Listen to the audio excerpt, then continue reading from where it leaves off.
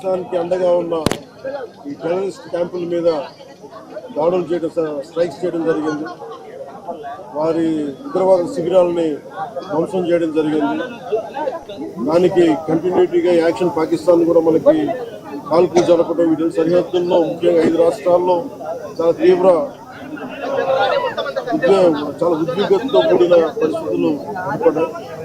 ఆ క్రమంలో మన ఆంధ్రప్రదేశ్కి సంబంధించిన మురళీ నాయక్ కూడా అగ్నివీర్గా గత 2 సంవత్సరాలు 22లో వెళ్ళిన వ్యక్తి.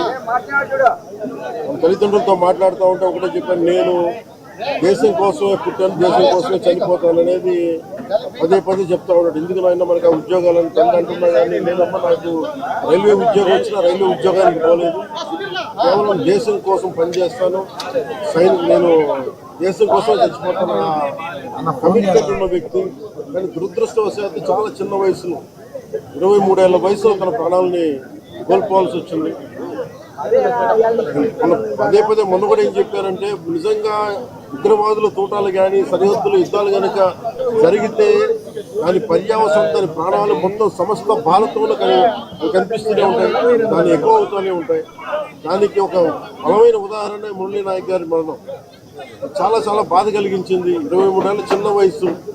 మన ఎవరు భారతదేశంలో ఎవరు యుద్ధం కావాలని కోరుకోలేదు, ఎప్పుడు మన పరాయి దేశాల మీద యుద్ధం చేయలేదు. మనల్ని సంరక్షించుకోవడంలో మన యుద్ధం చేయని పరిస్థితులు, చేయని తప్పక పరిస్థితులు. అలాంటి పరిస్థితుల్లో దీనికి మొదటిది కారణం పాకిస్తాన్ జనరల్, ఆర్మీ జనరల్ కూర్చోబెట్టి రెచ్చగొట్టి ఒక వారం ముందు, ఏప్రిల్ 22 ఒక వారం ముందు రెచ్చగొట్టి ఉగ్రవాదుల్ని ప్రేరేపించి అమాయకులైన మనుషులను చంపించేసి దానికి పర్యవసానమే. ఇక్కడ 47లో వాళ్ళు విడిపోయారు, వాళ్ళకి దాహం తీరల. 4 యుద్ధాలు చేశారు ఇప్పుడు దాకా, దాహం తీరల. ఇప్పటికీ అమాయకులను పట్టం పెట్టుకుంటా ఉన్నారు.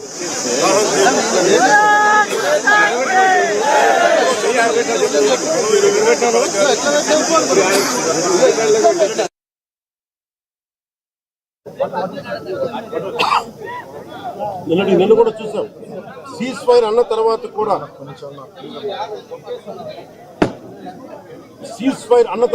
సీజ్ ఫైర్ ని వైలేట్ చేసిన ప్రభుత్వం అక్కడ. నిజంగా చెప్పాలంటే ఒక బనానా రిపబ్లిక్. దానికి ఎవరు మాస్టర్స్ తెలియదు పాకిస్తాన్. వాళ్ళు చేసే అరాచకాలు, వాళ్ళు చేసే మనకి స్పాన్సర్డ్ టెర్రరిజం ఇండియాకు ఒక ఇబ్బందిగా తయారైంది. ఇది మన బాంబే, ముంబై దాడులు కావచ్చు, కశ్మీర్లో ఎథ్నిక్ క్లెన్సింగ్ కావచ్చు, ఇది ఒక రిపీటెడ్ మన కోయంబత్తూర్ దాడులు కావచ్చు, పేలుళ్లు కావచ్చు, జామా మస్జిద్ పేలుళ్లు కావచ్చు, లేదా గతంలో జరిగిన మనకి గోకుల్ చాట్ పేలుళ్లు కావచ్చు, లుంబిని పార్క్ పేలుళ్లు కావచ్చు. ఇవన్నీ కూడా ఎక్కడో చోట దీనికి ఒక ముగింపు పలకాలి, దీనికి ఒక బలమైన గుణపాఠం చెప్పాలనేది నరేంద్ర మోదీ గారి అందరికీ ప్రజలందరూ కోరుకున్నారు. ఆయన దీనికి ఇప్పుడే సోదరులు గౌరవ మంత్రి ఐటీ అండ్ ఎడ్యుకేషన్ మినిస్టర్ వారు అనౌన్స్ చేశారు. గౌరవ ముఖ్యమంత్రి చంద్రబాబు గారి తరఫున, అలాగే నరేంద్ర మోదీ గారి తరఫున ఇక్కడికి మంత్రివర్గం అందరూ ఉన్నాం. ఇక్కడ అందరం కూర్చొని, మేము ముగ్గురం కూర్చొని ఇందాక గౌరవ ముఖ్యమంత్రి గారి సూచనల మేరకు ఇందాక సోదరులు మన లోకేష్ గారు చెప్పినట్టుగా దాదాపు 50 లక్షలు ఎక్స్గ్రేషియాన్ని ప్రకటిస్తూ ఉన్నారు. అలాగే ఒక 5 ఎకరాల పొలం అని కూడా తెలియజేశారు. అలాగే 300 గజాలు ఇంటి స్థలం అని కూడా అనౌన్స్ చేశారు. అలాగే ప్రభుత్వంలో వాళ్ళకి ఎవరికైనా సరే, వాళ్ళ నాన్నగారికి కానీ ఎవరికి కానీ ప్రభుత్వ ఉద్యోగం కూడా ఖచ్చితంగా ఇవ్వాలనేది క్యాబినెట్లో ముందు పెట్టి నిర్ణయం తీసుకుంటాం. ఇవన్నీ కాకుండా నేను అదనంగా వ్యక్తిగతంగా నేను కూర్చోబెట్టి బస్ ద్వారా 25 లక్షల రూపాయలు మన కుటుంబానికి నా వ్యక్తిగతంగా నేను సాయం చేస్తానని తెలియజేసుకుని, ఇది ఇలాంటి పరిస్థితులు రాకూడదని కోరుకుంటాం. కానీ దురదృష్టవశాత్తు ఇలాంటివి జరిగినాయి. మనం అందరం ఇలాంటి పరిస్థితుల్లో భారతదేశ ప్రభుత్వానికి, ప్రధానమంత్రి గారికి, అగ్ర నాయకత్వానికి, ఆర్మీకి, నేవీకి, ఎయిర్ ఫోర్స్కి, ఎంటైర్ డిఫెన్స్ ఫోర్సెస్కి ఇది మనం అండగా ఉండాల్సిన సమయం. ప్రతి ఒక్కరూ చాలా ఎరుకుతోటి చాలా జాగ్రత్తగా ఉండాలి.